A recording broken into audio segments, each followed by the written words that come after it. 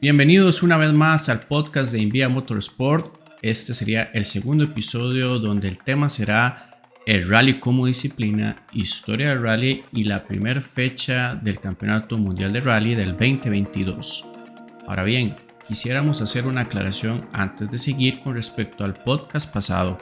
Era una introducción general, claramente iban a quedar disciplinas por fuera, pero en su determinado momento podremos hablar de ellas. Entre estas estaban la IndyCar, la NASCAR, el Rallycross, que normalmente son disciplinas muy famosas y bastante competidas en Norteamérica. Así que a su debido tiempo las vamos a atender dentro de este podcast. Pero hoy nos atañe el rally. Allá vamos.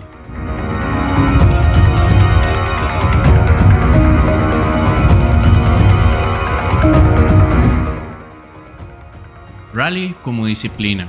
Un rally, escrito en inglés, es R-A-L-L-Y o en francés simplemente le agregas una E y en español es R-A-L-I, rally.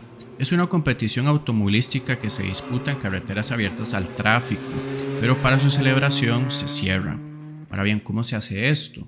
Normalmente se coordina con la Policía de Tránsito, Policía Nacional o Policía Municipal, dependiendo cómo lo llamen en tu país, y la federación, institución o organización que está haciendo el evento para poder hacer cierres parciales sobre la ruta, ya que son caminos que normalmente utiliza la gente para transportarse el día a día.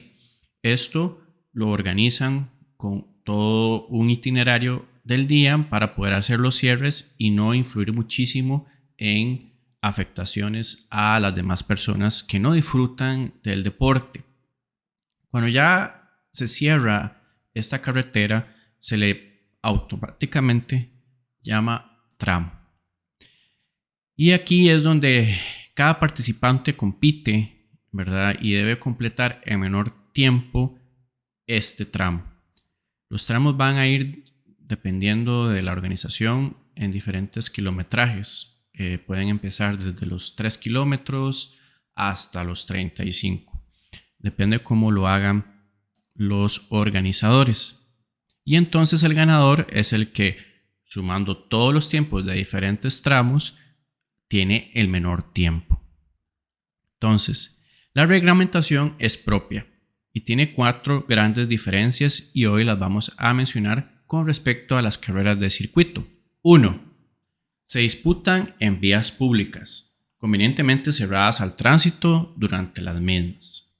2. El tipo de vehículos utilizados deben ser aptos para circular en carreteras públicas, por lo que deben de estar matriculados o tener su permiso de circulación, ya sea del país en el que están o un permiso especial cuando visitan en diferentes regiones para poder circular en lo que llamamos enlaces. 3. A diferencia de los circuitos, los equipos de rally compiten con un piloto y un copiloto. En los circuitos simplemente hay un piloto dentro del auto.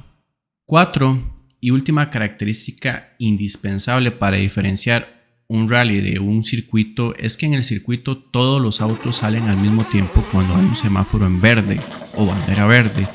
En un rally no. En un rally va piloto y copiloto, se ponen en el inicio, tienen una cuenta regresiva, cuando llega a 0 inicia el cronómetro. Normalmente la diferencia de tiempos entre un piloto y otro va a variar según la organización, pero se ha estandarizado al menos a 2 minutos para, si eventualmente el que salió primero tiene una avería, una punchadura o algún desperfecto mecánico o accidente, no le obstruya inmediatamente al piloto que viene atrás. A veces estos tiempos pueden ser de 4 minutos dependiendo del tramo. Este año fue muy interesante porque en Grecia había tanto polvo que distanciaron las salidas para poder minimizar el polvo que recibía el piloto que salía detrás de otro. Entonces, como les digo, va a ir muy de cada organización y cada rally. Normativa. La normativa es genérica para todos los países, pero cada uno de ellos puede variar según sus federaciones, instituciones o agrupaciones que organizan los rallies. Por ello, lo único que tienen que hacer es establecer un patrón común entre las características y funcionamiento de un rally mundial. Ese es como el mayor ejemplo y el que normalmente todos utilizan para hacer las pruebas. Estas pruebas se organizan en todo el mundo, ¿verdad? Y pueden llamarse continentales, nacionales o regionales. Especialmente o específicamente, el que organiza la FIA es el Campeonato Mundial de Rally. Ya había mencionado que existe el Campeonato Europeo, existe el Campeonato Norteamericano, existe el Campeonato Sudamericano, existe el Campeonato Asiático de Rally. Entonces, cada uno pues va a tener su normativa dependiendo de lo que quieran hacer. Ahora bien, el Campeonato Mundial de Rally es igual de importante que el Campeonato de Fórmula 1. Y este Campeonato Mundial de Rallys abarca diferentes continentes en diferentes momentos del año y normalmente corren en diferentes superficies. Pueden ser asfalto, nieve, grava, hielo y definitivamente, y el por qué me puse esta camisa, es que uno de los lugares más importantes, y lo vamos a ver en el apartado del tema historia del rally y también de la Fórmula 1, es Monte Carlo.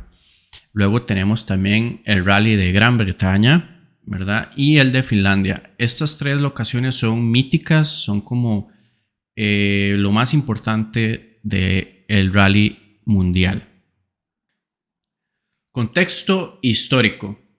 El Rally de Monte Carlo, ahora sí, para hacerle honor a mi camisa, fue la primera carrera en recibir este apelativo y se celebró en los primeros días del mes de enero.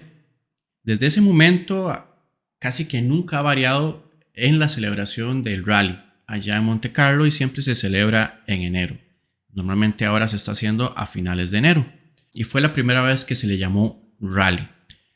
Normalmente antes de esto eran simplemente carreras que se disputaban en carreteras abiertas y eran muy interesantes porque iniciaban en un país y terminaban en otro independientemente de la ruta que quisiera hacer el piloto. Sí, en ese momento solo corría una persona por vehículo y habían otras diferencias como que utilizaban pasajeros y que pues el pasajero tenía que sentirse confortable durante todo el recorrido y demás, pero lo más impresionante es que entendamos que esto fue en el siglo XIX con los primeros autos y su velocidad promedio era de 25 kilómetros por hora y como iban de un país a otro era una gran cantidad de kilómetros. Se habla que normalmente eran de 1000 a 1500 kilómetros por rally. Podríamos decir que la mayoría de ellas se celebraron en territorio francés y normalmente iniciaban en París y terminaban en ciudades como Ámsterdam, Viena o Berlín. La primera carrera documentada fue París-Rouen, que esta fue en 1894.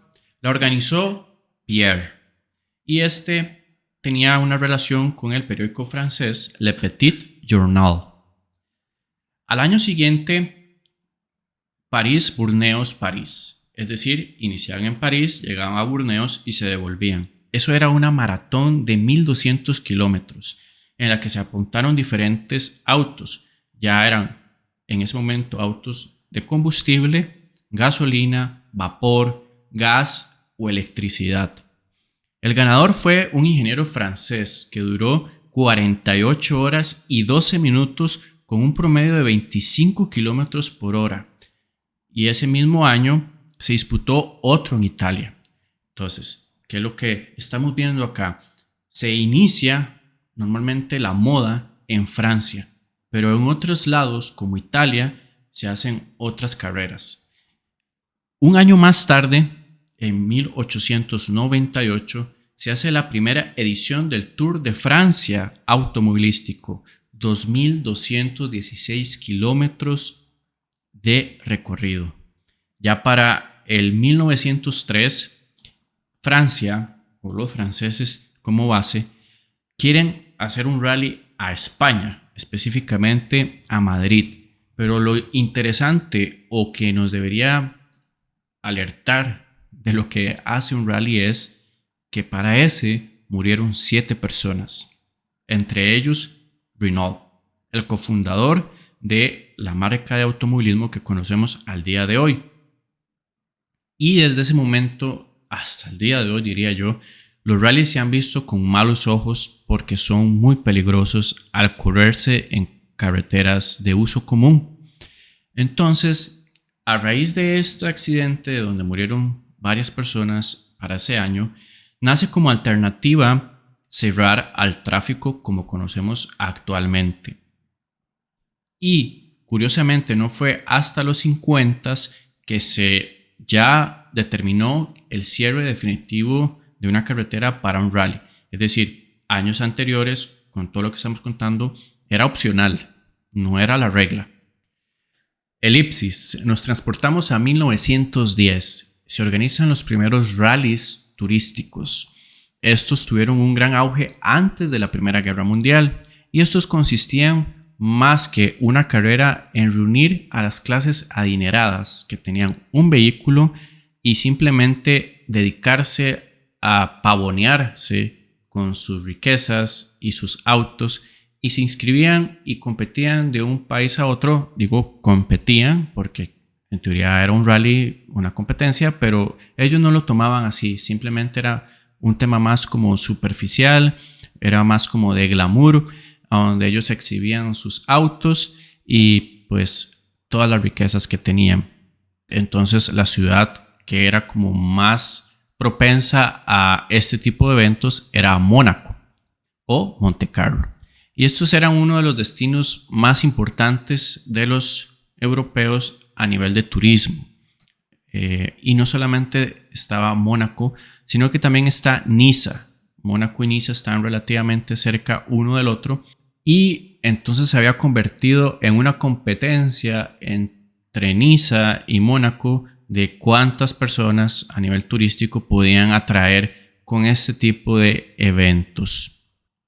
1911. Se organiza la segunda edición de este rally glamuroso de Montecarlo con una inscripción de 77 autos y pues no podía faltar a la polémica porque en ese momento no había una forma concreta para medir cronos o simplemente saber quién ganaba y lo elegían de forma aleatoria y para ese momento en ese rally específico eligieron al francés Jules Buter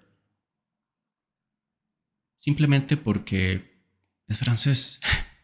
Claramente esto despertó polémicas y muchas protestas. Lo que hicieron los organizadores fue parar de hacer este evento para el año 1913 y 1914.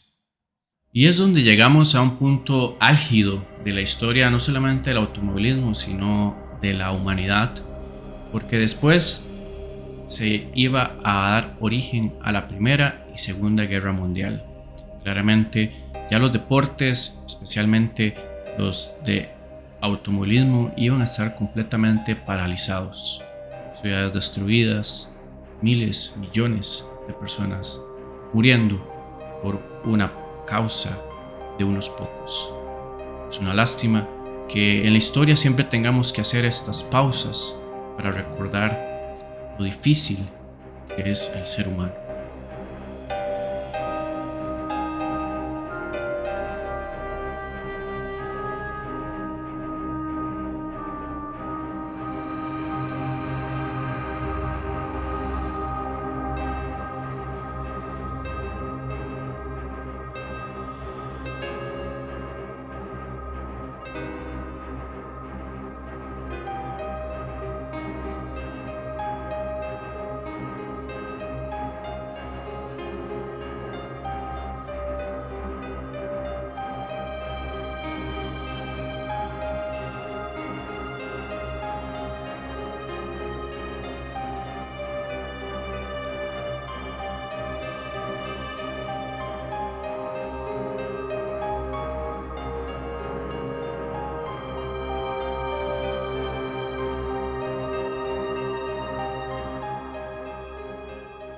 ...1949...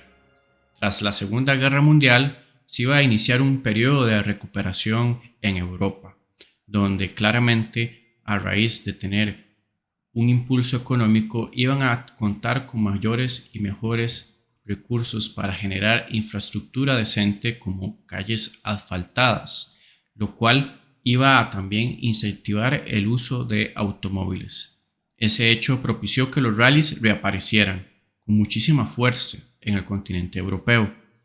Esto se explica por varias razones. Primero, que a diferencia de las carreras de circuito, con coches específicos para el circuito, con un rally simplemente bastaba tener un vehículo de serie e inscribirlo. Y en segundo lugar, era la gran disponibilidad de vehículos que habían en el momento, pues después de la Primera y Segunda Guerra Mundial, muchos de estos se habían quedado parcados en las cocheras o garajes de muchas casas, así que habiendo tanto auto y nueva infraestructura, iba a generar un impulso en los rallies. 1950, la Maratón de la Route, una dura carrera que transcurría entre las ciudades de Lieja y Sofía. Las inscripciones cada vez eran más, a tal punto de superar las 200 solicitudes por rally. Pero la historia no queda ahí, sino que en otras partes del continente europeo se retomaban las famosas carreras o rallies. Entre ellos podríamos mencionar el Rally de Monte Carlo, el Rally de Inglaterra, y otros países del continente europeo se iban sumando a esta moda. Entre ellos tenemos el Rally de Mil Lagos o el Rally de Finlandia, el Rally de Acrópolis, el Rally de Suecia, el de Polonia, el de Córcega y pues un sinnúmero de rallies importantes como el de San Remo. Ya para 1953 la fama de los rallies era tal que viajaron a otros continentes y se originaban o nacía el Rally Safari y el Rally de Estados Unidos. Y pues también algo importante es que para estos años 50, al haber mejorado la infraestructura y ya tener carreteras asfaltadas, el tráfico había aumentado, por lo cual iba a ser más difícil organizar estos rallies. Y pues, ¿qué hacían los organizadores? Aquellas carreteras que aún no estaban asfaltadas eran las que trataban de utilizar para hacer los tramos. Es decir, las carreteras nuevas, a pesar de que una que otra vez la utilizaban para hacer tramos, trataron de evitarlo e irse a carreteras sin asfaltar para no afectar la afluencia del tráfico de la época. Además, como para poder decir que no están molestando tanto, porque de verdad se les estaba complicando muchísimo el poder sacar permisos para hacer los rallies. Y como ejemplo tenemos el Rally de San Remo, un rally que se corría en condiciones mixtas, tanto de grava como de asfalto. Y los avances no solamente quedaban en las carreteras, sino que también ya contaban con avances tecnológicos para los vehículos, como los frenos de discos, los neumáticos radiales, los halógenos para poder iluminar durante la noche, entre otras cosas.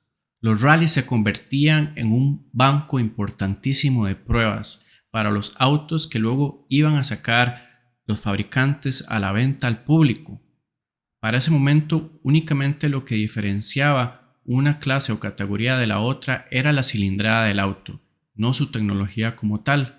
Los años 50 son muy importantes para el rally porque se promulgó el Formulario Internacional de Homologación para las carreras.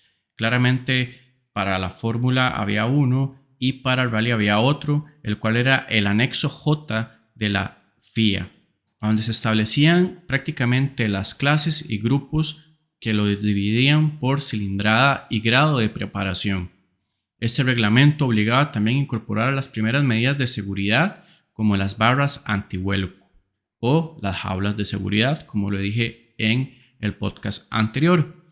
De esta manera nació el primer campeonato internacional de rally y era en Europa, entonces era el primer campeonato europeo de rally. Y estos primeros años los participantes eran simplemente pilotos privados, ¿verdad? Gente que tenía dinero, era como más o menos parecido a lo que sucedía en Mónaco glamuroso, pero ahora ya no era tanto el glamour, sino que realmente era un tema más como de prestigio, tecnología, avances y velocidad. Entonces los europeos generan este campeonato europeo de rally y personas con dinero que tenían sus autos eran los que se inscribían. Pero curiosamente, este era como el principio de ese ciclo que les mencioné hace un momento, donde se convirtieron en un banco de pruebas. Entonces ya con el pasar de los años se metieron los fabricantes directamente a generar estos vehículos para prueba, para que después se pudiese vender al público. Entonces, de esta manera nace el primer campeonato internacional, o el famoso campeonato europeo de rally, donde dato curioso es que al inicio corrían pilotos particulares, es decir, de forma privada, sin ningún equipo por detrás o fabricante, y como era la primera vez que se organizaban, simplemente los que estaban asistiendo a la mayor cantidad de pruebas eran los que estaban ganando el campeonato. Y en ese caso eran los alemanes, que podían asistir casi que a la mayor cantidad de pruebas que habían pactado en este campeonato. Normalmente ellos corrían con Mercedes-Benz, con Volvos, corrían con Renaults, corrían con Ford, British Motor Company, Citroën y Saab. Y pues ya después de esto se crean los primeros equipos dedicados al desarrollo y construcción de coches de rally. La década de los 60. Venimos cerrando los 50 ya con autos mejor preparados, con equipos privados, con tramos en mejores condiciones, con más seguridad. ¿Qué era lo que seguía? Pues en los 60 surge, gracias a British Motor Company, un hombre importantísimo. Y no quiero que se olviden este nombre, que es Stuart Turner. Stuart Turner prácticamente es el pionero de generar logística, preparación, estrategia de equipo para ganar un rally. Él fue nombrado del jefe de departamento de competición de esta marca británica para crear ese equipo pionero. Y pues él fue el que comenzó a preparar pilotos. Y no solamente los preparaba, sino que también preparaba mecánicos y los trasladaba de un país a otro con los materiales o repuestos necesarios para poder siempre tener el auto en mejores condiciones. Entonces, aquí es donde ya surge el concepto de equipo formal, donde ya hay copilotos profesionales que no solamente van a decir notas junto con el piloto manejar, sino que ya saben un poco de mecánica, de preparación de un auto, y revolucionan el rally. Para esta misma década, en 1965, nace el anexo J creado por la FIA, donde se establece el tipo específico de vehículos permitidos y surgen los famosos Grupo 2 y Grupo 4, y fueron bastante exitosos para la época. Los pilotos nórdicos fueron los grandes dominadores de la época. Mäkinen, Aaltonen, que corrían con los británicos, sumaron cualquier cantidad de victorias. Y no solamente ellos, sino también Erik Karlsson, el sueco, dominó con su Saab las pruebas del norte del continente europeo. La razón del por qué los nórdicos comenzaron a ser protagonistas en los rallies era porque ellos estaban acostumbrados a pilotar sobre superficies más complicadas y deslizantes. Claramente sabemos que en el norte de Europa hay muchísima nieve, por lo cual el simple hecho de manejar un auto común y corriente ya era un reto. Entonces manejarlo a alta velocidad les había dado esa habilidad y el poder sobresalir en el campeonato de rally del momento. Entre las marcas más destacadas ya para los 1965 tenemos el Citroën, el Porsche, el Mercedes, y simplemente inicia o surge los nombres más importantes que van a dar origen a la época dorada del rally, que es Lancia, Ford, Fiat y Alpine Renault. ellos prácticamente cuando inician los 70s hacen el boom de lo que es el rally. De las cosas también importantes de los 60s es que surge la premiación de los primeros 3 de cada categoría o clase. Se iban a premiar el primero y segundo y tercer lugar.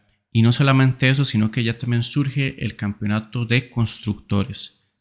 Entonces, ¿esto qué quiere decir? Que antes de esto se corría de forma individual, pero a partir de 1968 es que se da origen a lo que conocemos hoy como campeonato de constructores, donde es por marca que se gana un campeonato, independientemente de la cantidad de autos que tengan, pero eventualmente se regula a que se tengan, no sé, 2, 3, 4 por equipo, pero que todos los equipos tengan la misma cantidad para que puedan puntuar de la misma manera. Lo interesante de estos primeros años es que el campeonato de constructores no corría las mismas pruebas que el campeonato de pilotos. Entonces prácticamente corrían 2 campeonatos paralelos donde en unas o en algunos tramos representabas a la marca o el constructor y en otra te representabas a ti mismo como piloto y copiloto. 1970. Para los 70 suceden cosas bastante interesantes, como que en los primeros años, prácticamente casi que todos los 70s, solo puntuaban las marcas, es decir, no había campeonato de pilotos. Y de las marcas que al inicio estaban protagonizando esta batalla de 1971 al 73, tenemos a Porsche, a Alpine Renault y a Lancia. Ellos eran los que estaban pasándose el cetro uno a otro dependiendo del año y del auto que estaban poniendo sobre los tramos. De los pilotos que destacaban una vez más eran los del norte de Europa, específicamente los suecos Björn Waldegar y Ulf Andersson. Ellos eran los pilotos que más sobresalían en la década. Ahora bien, para 1973, el Campeonato Europeo de Rallys se cambia el nombre a Campeonato Mundial de Rallys. Conservan el mismo calendario y el mismo formato, únicamente cambian el nombre. ¿Qué sucede después de este cambio de nombre? Sigue disputándose el campeonato por marcas y prácticamente los italianos Alpine Renault, Lancia, Fiat estaban dominando. ¿Qué carros podemos mencionar de estos franceses? El Lancia Stratos, el Fiat 131 Abarth y el Alpine Renault. Estos eran los autos que dominaban la década. Ya para 1979 se genera o se da inicio al Campeonato Mundial de Pilotos formalmente, donde el primer ganador fue Björn Waldegar, pero a nivel de constructores Ford se lleva el título. Llegamos a los 80s y comienzan a sonar autos míticos de la categoría: Audi 4, Lancia, Peugeot, la famosa y queridísima clase o grupo B. Y aquí pues nos ponemos un poquito más casuales porque es la época dorada del rally. Surge el grupo A, grupo B, y eran autos experimentales, autos veloces, tecnológicos, que daban un espectáculo increíble para la época. Entre ellos se fueron repartiendo el título a lo largo de esta década. El Peugeot 205 D16 ganó los años 1985-1986. El rival más duro que tuvo fue el Lancia Delta S4. Y esta primera mitad era una locura.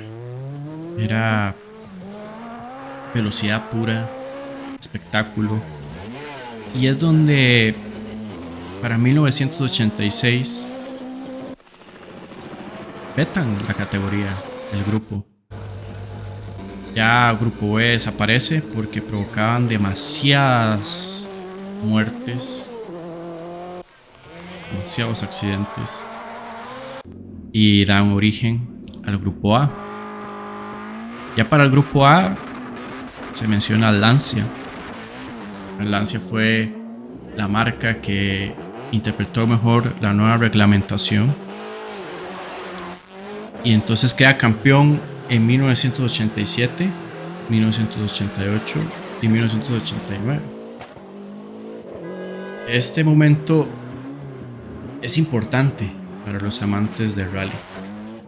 Yo creo que ninguno de nosotros ha manejado o ha visto uno de estos autos míticos en la vida real, al menos acá en Latinoamérica, si no es que usted ha viajado y ha visitado algún museo o algún lugar que puedan verlo.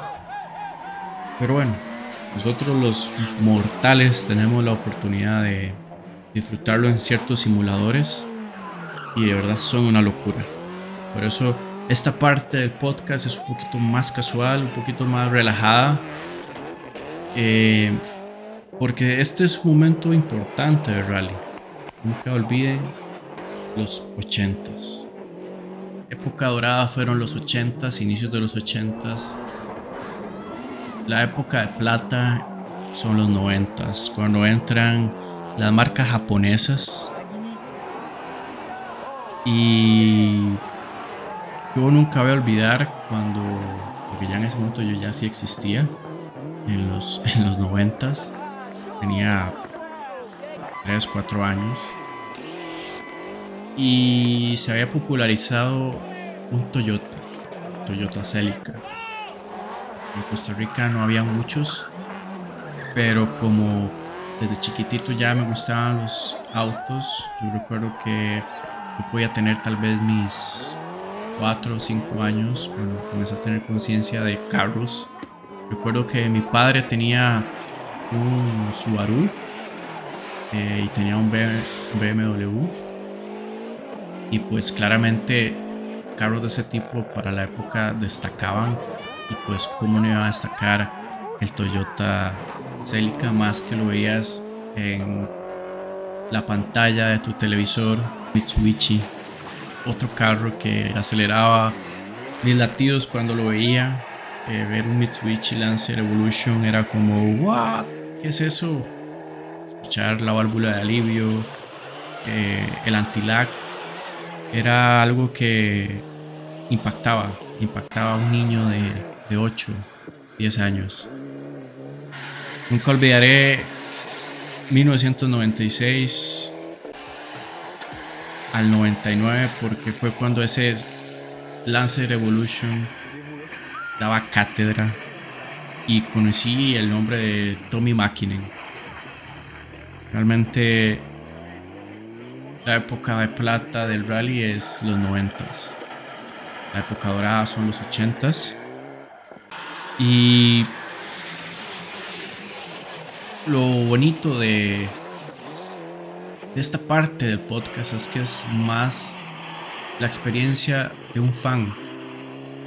Creo yo que he tratado de cubrir una parte histórica de una forma un poco más formal, pero este periodo sí puedo hacerlo como más de sentimiento, porque ya yo lo estaba experimentando y las emociones que tengo en este momento al recordar los resúmenes que veía tal vez 15, 22 días después de que pasaba el evento, porque la televisión de Costa Rica lo transmitía tarde o lo que fuera, era uno de los momentos más esperados por mí.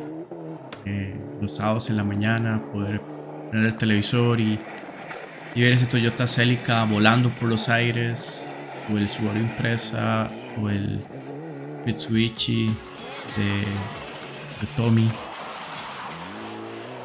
hacían soñar a los niños, o al menos a mí. Y siendo objetivo y subjetivo al mismo tiempo, definitivamente la época de plata del rally fueron los 90s. Porque no solamente era esto que les menciono, sino que también daban origen a una nueva reglamentación y categoría. Ya para 1997 pasan a llamarse World Rally Car o carro de rally mundial. Y prácticamente era una reglamentación basada en estos grupos A, pero más permisiva, ¿verdad? Entonces ahí donde se abre el portillo entran marcas como Skoda, Suzuki, regresa Peugeot y Citroën. Yo también recuerdo los Skoda. Recuerdo que el Skoda Octavia era blanco con verde. A veces ponían como un trébol. Y me fascinaba verlo en televisión. Cuando lo veía acá siendo manejado por la ciudad, yo decía, ¿qué es ese carro tan feo? Y realmente era un automóvil. Era un automóvil de 4 puertas. Y no destacaba en aspecto de diseño, pero estaba en el campeonato mundial de rally y lo recuerdo. Nunca voy a olvidar una escena donde estaba tratando de tomar una horquilla en Mónaco y se salía medio carro. O sea, todavía lo tengo tan vivo ese recuerdo. Y los 90s son hermosos en el rally. Además de eso, ya daba origen a lo que yo diría la época de plata 2.0, que son los 2000, porque en los 2000 surge otro, lo voy a decir como lo diría un tico pachuco, surge otro bebé, el Peugeot 206. El Peugeot de Marcus Grönholm quedó campeón en los 2000 y en el 2002. Increíble, o sea, era ese carrito pequeño, hatchback, volando. El Subaru Impreza seguía presente, ¿verdad? El Subaru Impreza de Richard Burns queda campeón en el 2001. Y surge otro nombre importante, Peter Solberg, en el 2003, que también quedaba campeón con el Subaru Impreza. Después de esto, Citroën entra con más fuerza y viene otro nombre que no podemos olvidar, que es Sébastien Loeb. El francés prácticamente tuvo un dominio absoluto, llevándose 9 títulos de pilotos consecutivos. O sea, por eso digo es la época de plata 2.0, porque es interesante, pero solo estuvo un piloto. Del 2004 al 2012, Sébastien Loeb, campeón mundial de rallies, 9 veces a bordo de Citroën. Rompió todos los récords del mundo que podía existir y prácticamente el único que lo pudo frenar a nivel de constructores fue Ford en el 2006 y en el 2007. Para el 2010, paralelamente a lo que les acabo de comentar de Sébastien Loeb, se crea un campeonato donde surge una categoría que también es muy querida por todos nosotros, que es la S2000. Y esto era para sentar las bases hacia una nueva regulación de los rally karts. En algún momento se les podía también llamar como Super 2000. Y estos prácticamente eran vehículos basados en un grupo N y era tracción en las 4 ruedas, motor de 2 litros, atmosférico, pero iban a ser más fáciles de pilotar en tramos técnicos llenos de curvas y así no iban a perder tanta estabilidad. Entonces entramos al 2022, la nueva era, los Rally 1. Y vamos a echar un vistazo pequeño y general de esta nueva tecnología híbrida. Podemos decir que tienen una unidad de poder eléctrica de 100 kilonewtons y esto complementa a un motor de 1.6 litros turbo cargado que da 380 caballos de fuerza. Utilizan combustibles renovables, es decir, son sintéticos. Tienen una nueva caja secuencial de 5 velocidades. Han rediseñado y reforzado la jaula de seguridad con varios fines. obviamente para resguardar al piloto y también por el tema de esta unidad eléctrica.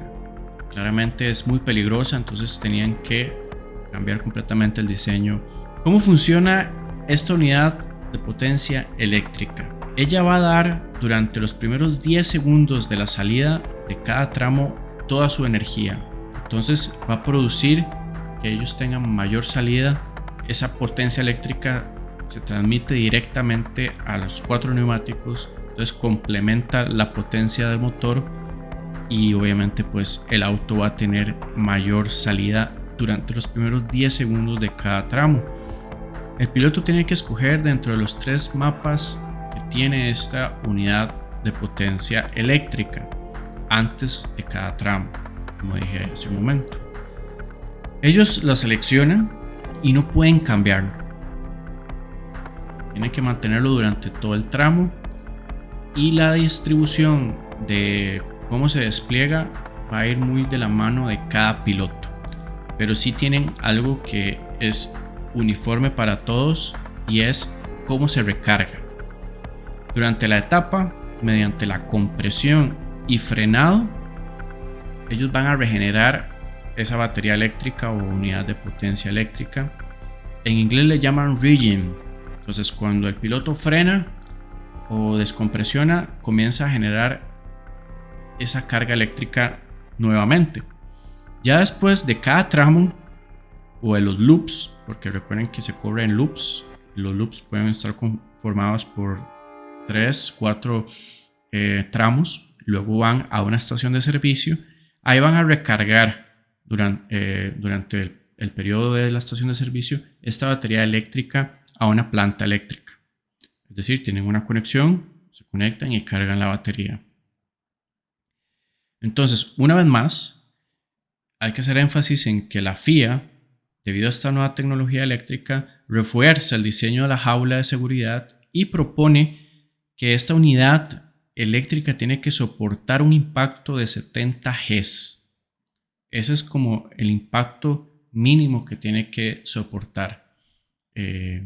Obviamente, pues si puede soportar más es mejor porque así resguarda a los pilotos y al vehículo.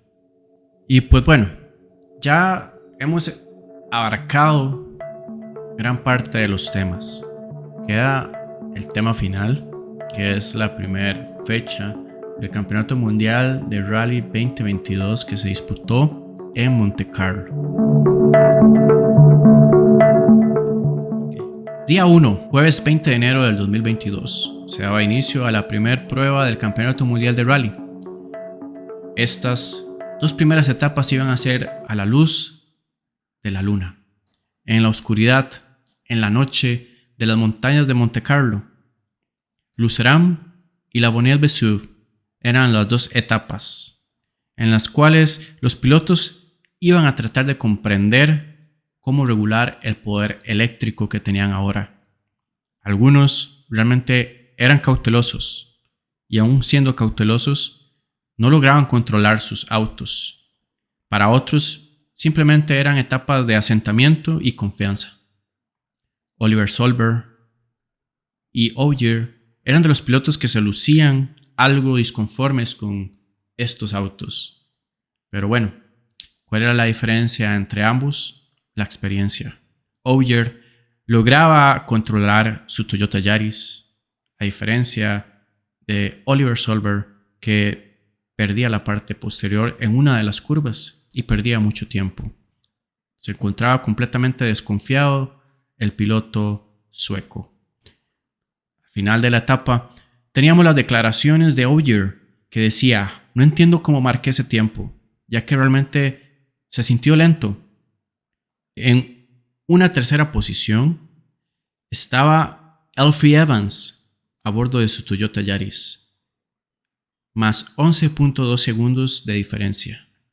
Así se daba inicio a este campeonato mundial de rallies. ¿Qué sucedía con Hyundai? Estaban algo desdibujados. En el caso de Tanak, tenía problemas hidráulicos. Más atrás veíamos en una 8ª y una 10ª posición con más de 25 segundos de diferencia. Algo decía que se presagiaba momentos oscuros para Hyundai en esta fecha. Día 2, viernes 21 de enero. Se arrancaba la jornada de 2 loops, o ciclos de 3 etapas cada uno. En esta jornada, Sebastián, que lideraba el rally, salía con una estrategia de neumáticos cruzado entre soft y super soft, apostando por un asfalto más seco y sin nieve. Lo que no sabía era que kilómetros más tarde se iría largo en un 2 derecha, dándole un beso a las barreras, pero con su perspicacia salió librado de las consecuencias mayores. Es difícil encontrar agarre, es muy cambiante. ¿Todo está trabajando bien con el auto?, preguntaba el reportero. Sí, está bien, no lo sé. Estoy algo comprometido con la elección de neumáticos el día de hoy por el momento, pero ya veremos, afirmaba el piloto francés. Mientras tanto, su compañero de escudería, Alfie Evans, ya estaba más familiarizado con el Extra Boost. Sin embargo, no se libró de tocar las barreras también. En una sexta posición venía el belga Thierry Neuville, que las condiciones cambiantes del agarre del asfalto lo hicieron cometer un error en la horquilla a derechas, haciendo que el piloto hiciera una maniobra rápida de recuperación, al mejor estilo de un piloto de drift con una dona. Decía el piloto belga: no hemos venido bien desde ayer, siendo sinceros. Es una pesadilla. Nunca he tenido tanto miedo cuando manejo. Es mucho trabajo por hacer. Se escucha el rugir del Ford Rally Puma, que en manos de Craig Breen sacaba todo el poder del auto, al igual que Ford Maux, que iba calcando los tiempos del líder Sebastian Ogier. ¿Será que huele a un triplete de Ford? Veíamos que en una curva de 2 izquierda a 2 derecha, al ir tan rápido, Ford Maux contactó con el paredón de tierra a su derecha, expulsándolo por los aires.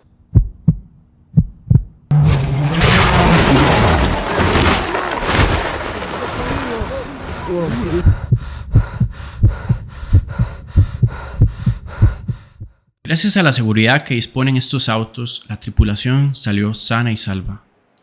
Y quedó la prueba que el nuevo diseño de la jaula de seguridad funciona. Pero no todo era malo para el equipo M-Sport, que al inicio pintaba hasta un posible triplete. Porque después de este susto, Sebastian Loeb encontró el ritmo para batir por diferencia de un segundo a Ogier, ganando así la primera etapa del día. Llegaban al cuarto tramo y al final Hyundai daba señales de vida, donde Tanak, ya con sus problemas mecánicos resueltos, ganaba la etapa.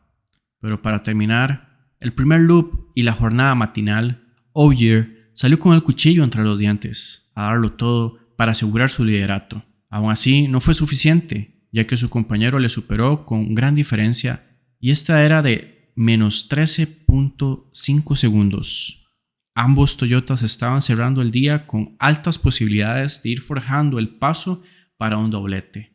Pero alto ahí, decía el francés más veloz de la historia. Loeb, que en silencio venía marcando mejores sectores, le arrebató el tiempo a Alfie Evans por menos 2.3 segundos, poniéndose como nuevo líder del certamen hasta el momento. La jornada matinal cerraba con Sebastian Loeb liderando el rally con un tiempo de 54 minutos con 40.9 segundos. A más 10.6 segundos estaba Alfie Evans, y Ogier caía a la tercera posición con más 13.0 segundos. ¿Y qué podemos decir del resto? Ya las diferencias del cuarto eran por más de 40 segundos. Estaba quedando claro que los que iban a pelear por ganar el rally eran ellos tres. Se iniciaba el loop de la tarde y iniciaba con malas noticias para Hyundai. El belga Thierry Neuville era víctima de la fiabilidad de su Hyundai. Afectaba su ritmo en los tramos y caía dolorosamente en los tiempos. Y es acá donde los que no son foco de atención comienzan a surgir, como Takamoto Katsuta, con un ritmo algo más lento pero seguro, comenzaba a rozar los puntos de los 4 mejores. Y no solo eso, sino que también el piloto de M-Sport, Gus Greensmith, ganaba su primer tramo en la carrera como piloto dentro de un Rally 1. Dudo que pueda defender el gane, pero al menos puedo decir que gané este. Pero sí, es difícil decir las palabras correctas para describir lo bueno que es este auto. De verdad lo es, afirmó Gus después de que el reportero le comentara que tenía el mejor tiempo del tramo y que sí pelearía por el triunfo. Ya para el último tramo de la jornada, Evans seguía sin mostrar un gran ritmo para subir de posición en la general. Por más que Neuville se esforzaba por ser el mejor de los Hyundai, estaba muy por detrás de los líderes. Ya a medio camino y cerrando la jornada, Loeb seguía liderando con una diferencia de más 9.9 segundos ante Ogier y Evans estaba a más 22.0 segundos atrás. Y en la quinta posición escalaba Ott Tanak, desplazando así a la sexta posición a Craig Breen. Pero después de lo que hemos visto hoy, ¿qué nos deparará el día de mañana? Se podrían preguntar algunos de los fans que se daban cita en las frías calles del Principado. Caía la noche y los pilotos, fans y organizadores se iban a descansar. Día 3. Sábado 22 de enero, 8:17 de la mañana. Los pilotos se acercaban al primer tramo, Le Figuret, de 16.8 kilómetros. Era el primer tramo de un loop matutino conformado por Saint-Genès y Saint-Genès, de 17.4 kilómetros. La primera víctima de la mañana iba a ser Gus Greensmith. Tenía problemas con su bus eléctrico y pues también una pinchadura en su neumático trasero derecho. Prácticamente lo condenaban a salir de la pelea por los mejores 5. Pero las malas noticias no terminaban ahí. Tanak con problemas en su Hyundai. Terry Neville penalizado con 10 segundos. Oliver Solberg, que no estaba haciendo una participación sobresaliente a tal punto de cometer un error que lo hizo salirse al acantilado. Y claramente condenaban al hundimiento de Hyundai en esta fecha. Era un golpe duro para el equipo y pues un mal presagio de lo que podían esperar en la temporada. Por otro lado, los Toyota volaban buscando atacar al Ford Puma de Sebastian Loeb, que él no lograba contrarrestar estos embates de Ogier y Evans durante la jornada matutina. Llegados a la 11ª etapa del rally, donde aquella apuesta iba a ponerse a prueba después de 2 tramos, ¿quién iba a tener la mejor elección de neumáticos? Era un tramo que iba a tener nieve sí o sí. Breen montaba neumáticos cruzados y con un ritmo cauteloso pasaba a la prueba, a diferencia de Tanak, que al llevar suaves terminó teniendo un leve golpe en la parte frontal de su Hyundai, lo que más tarde ocasionaría problemas de derrame de líquido hidráulico y una pinchadura que prácticamente lo liquidaron. Evans superaba la nieve, pero ya en la parte de seco tomó mal un 2 derecha y lo hizo perder la parte trasera del auto. Prácticamente lo envió a la pendiente donde no pudo ni con ayuda de los fans sacar el Toyota. Una mañana acalorada en las frías montañas de Mónaco. Después de lo sucedido, había un gran cambio de posiciones en la tabla general, donde Ogier lideraba por más 5.4 segundos a Loeb y Breen se recuperaba y escalaba a la última posición del podio con la salida de Elfie Evans. Aún así, estaba a con más 1 minuto de diferencia con los punteros. Rovanperä prácticamente estaba haciendo una actuación discreta y escalaba a una 5ª posición. Quedaban fuera entonces Oliver y Evans. Llegamos a la tarde del sábado. Rovanperä abría la jornada. Aún no a gusto con su Yaris, trataba de adaptarse a esta nueva era, pero no solamente él tenía problemas. También venía Terry Neville luchando con su Hyundai, que en una de las curvas quebraba la suspensión delantera, alejándolo completamente de la posibilidad de luchar por ser el mejor del resto. Mientras tanto, Ogier seguía en la lucha por ganar el rally. En el ascenso del siguiente tramo, Takamoto tenía problemas en los sectores con más nieve, hasta llegar a salirse, que con ayuda de los fans, eventualmente lograban ponerlo de nuevo dentro del tramo. Sin embargo, su lucha por la quinta posición corría peligro. Tratando de conservar su tercer puesto en el podio, Brin tuvo un acercamiento distinto a estos sectores, donde se notaba con demasiada cautela y precaución. La suerte le sonrió y lograba terminar el tramo sin ningún problema. En la lucha, por la punta se generó una interesante situación, donde Sepp Loeb salía primero que Ogier, pero cuando vio que su rival montaba los 4 neumáticos suaves, de último momento cambió los neumáticos de nieve. Sabía que era momento de atacar o defenderse de la posibilidad de que Loeb sacara más segundos de ventaja al llevar estos neumáticos, lo cual le resultó y logró llevarse el scratch, y al final, con una sonrisa algo pícara o de descontento, Sebastian Loeb declaraba que tuvo unos cuantos errores en el tramo y que el cambio de Ogier de último minuto son cosas que pasan, pero que él seguirá peleando. El día cerraba con Ogier marcando 2 horas con 19 minutos y 43 segundos. Lideraba el rally con una amplia ventaja de más 21.1 segundos sobre Loeb y más 1 minuto punto 26 segundos sobre Craig Brink. Y ya en una cuarta posición estaba Rovanpera, que iba de menos a más, pero con una gran distancia para llegar al podio. Lo separaban 2 minutos con 3.8 segundos. Prácticamente era imposible que pudiese pelear por el podio. Domingo 23 de enero, día 4. Día final, donde se define quién gana el Rally de Monte Carlo. Los pilotos madrugan y preparan sus autos en el parque de servicio. 4 etapas a disputarse, 2 loops, recordando que esta última etapa tiene una característica distinta, ya que va a puntuar de forma extra para los primeros 5 mejores tiempos, la llamada Power Stage.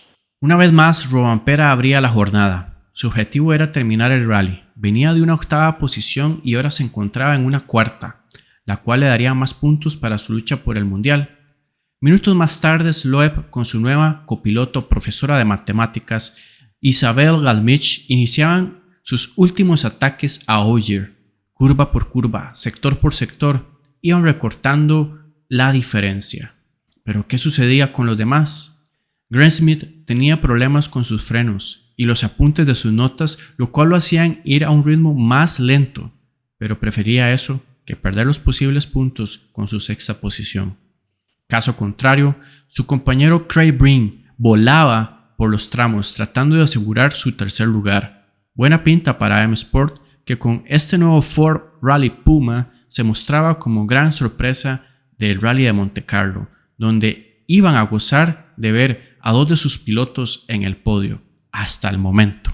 Cerrando la mañana no teníamos noticias de los Hyundai, a excepción de Oliver Solberg, que se había notificado que por problemas de salud estaba indispuesto para finalizar el rally.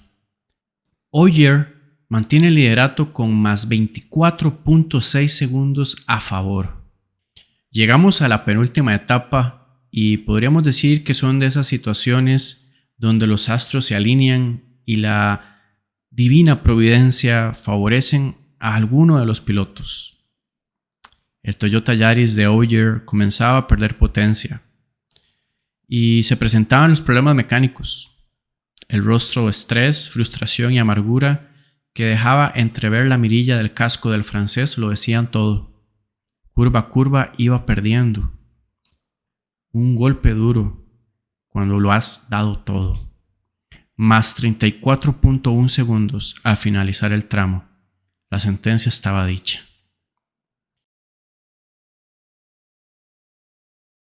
Abren los Rally 2. Aunque ausentes en la narrativa de este podcast, ellos tienen su pelea, pero por falta de ser protagonistas de las transmisiones, nos limitaríamos únicamente a los datos suministrados tramo por tramo en forma de datos, lo cual sería bastante aburrido y evidentemente le sumaría el doble de tiempo a lo que ya llevamos en este segundo episodio, que no ha sido nada corto. Así que, sin embargo, nos vamos a limitar a mencionar al ganador, Andreas Mikkelsen. Con 3 horas, 12 minutos y 6 segundos se coronaba como ganador de la clase y estaba defendiendo su campeonato 2021, seguido por el checo Kais y el ruso Grasin. Estos eran los pilotos de la WRC2 o Rally 2 que se ubicaban en el podio. Terminados los WRC2, era turno de los WRC1 o los Rally 1. Rovanperä volaba en el Power State, siendo el piloto más rápido hasta el momento, tratando de recuperar más puntos al tener una participación algo destacable durante el rally, pero discreta. Craig Breen cerraba su participación de forma tranquila, seguro. Su tercer lugar en el podio, sí, sinceramente el sentimiento es grandioso. Esto es el resultado. Todo alrededor de esto es el resultado de 8 meses de trabajo duro de un grupo de personas, decía Breen a las cámaras, mencionando la complejidad que pasaron al realizar el auto con las condiciones de pandemia y trabajo desde casa del equipo de M-Sport. Era el turno de Sebastian Ogier. Neumáticos desgastados, con problemas medio resueltos en su Yaris, y tras de eso le caía una penalización de más 10 segundos por saltarse el conteo en la salida. Daba su último esfuerzo, solamente un milagro lo llevaría a la victoria. Más 2 segundos cerraba sobre el mejor tiempo hasta el momento. Sebastian Loeb e Isabel, cerrando un gran fin de semana, muy demandante para ellos, no lograban marcar un buen ritmo en el Power Stage, a tal punto que terminaban a más 9 segundos detrás de Ogier. Pero, ¿sería tiempo suficiente para ver el milagro ocurrir? De seguro. Estoy muy feliz, no esperaba mucho cuando llegué aquí. Fue una gran pelea, Ogier fue muy rápido desde ayer. Aún esta mañana, pero al final, Sebastian Loeb, interrumpido por la eufórica Isabel, que ganaba su primer rally como copiloto, festejaban sobre el Ford Rally Puma, la victoria en Monte Carlo. 3 horas, 0 minutos, 43.3 segundos el tiempo de Sebastian Ogier, que si quitáramos los 10 segundos de penalización que tuvo al saltarse la salida en el último tramo, la diferencia hubiese sido de medio segundo. El rally más estrecho que se ha ganado en los últimos tiempos. Pero bueno, hemos llegado al final del podcast. Añadido a esto, queremos invitarte a seguirnos en redes sociales para poder tener dinámicas donde vamos a poder votar por los temas que tocaremos en los podcasts, o si tienes preguntas o si quieres proponer algo específico para poder hablar acá, los vamos a estar manejando por Instagram. Igual, si tienes algún comentario o algo que quieras añadir, acá abajo es bien recibido y lo vamos a leer. Así que nos vemos en una próxima y muchísimas gracias.